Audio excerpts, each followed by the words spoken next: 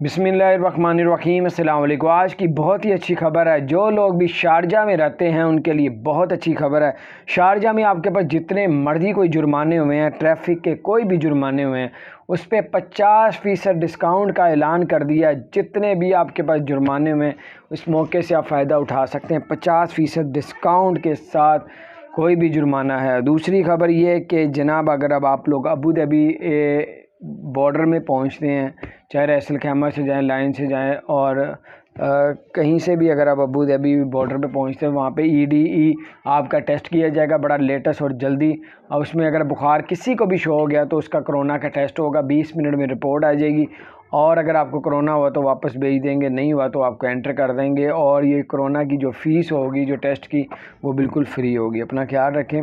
Channel को subscribe नहीं किया। और दुबई फेस्टिवल का इफ्तिताह कर दिया गया जिसमें 90% डिस्काउंट का भी ऐलान किया।